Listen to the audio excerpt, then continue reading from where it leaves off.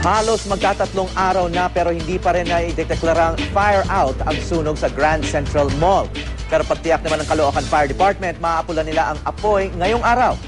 Mula sa Caloocan City, may news to go si Trisha Zafra live. Trisha. Hawi, hindi pa nga tuluyang naaapula yung apoy sa loob ng Grand Central Mall dito sa Caloocan. Pero hindi tulad kanina, Hawi, wala nang lumalabas na makapal na usok mula sa gusali sa mga oras na ito. At hanggang ngayon ay under control pa rin nga ang status ng sunog at may apoy pa raw sa basement ng mall kung saan naroon ang supermarket at pati na rin sa 5th floor ng mall kung saan naroon naman ang stock room.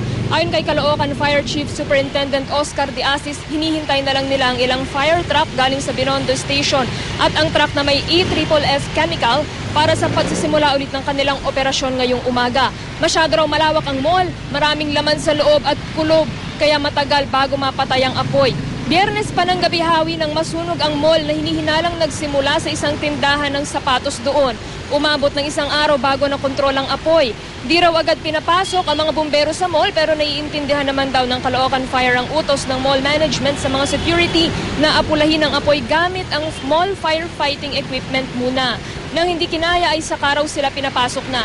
Naniniwala ang Caloocan Fire na maidideklara na ring fire out ito ngayong araw at makakapasok na ang mga tenants sa loob ng mall para maisalba ang kanilang mga gamit. Hindi naman daw magko-collapse ang mall ayon pa kay De Asis.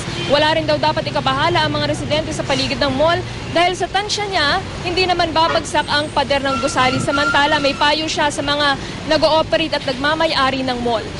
Yung firefighting equipment nila, i-maintain na operational katulad ng suppression system, fire hose cabinet, fire extinguisher, smoke detector, emergency light.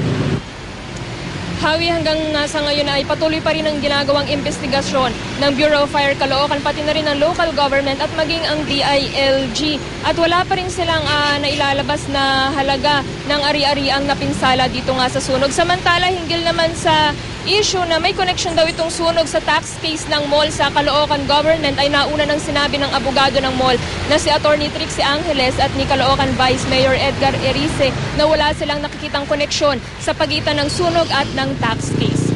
At yan muna ang latest mula rito, Hawi. Trisha, ang linawin natin, yung parang nabanggit ng bumbero kanina na tila maraming paglabag sa mga regulasyon itong mall na to. Sabi niya, wala daw smoke detector, wala rin bang sprinkler system? Alam ko yung mga modernong mall ngayon may mga sprinkler system pa. Ayon sa interview natin sa Fire Marshal ng Caloocan kanina, mukhang meron. Pero hanggang ngayon nga ay iniimbestigahan pa rin kung meron nga bang mga naging kakulangan o negligence yung management ng mall hinggil nga sa nangyaring sunog na ito. Hawi? Okay, maraming salamat, Trisha Zafra.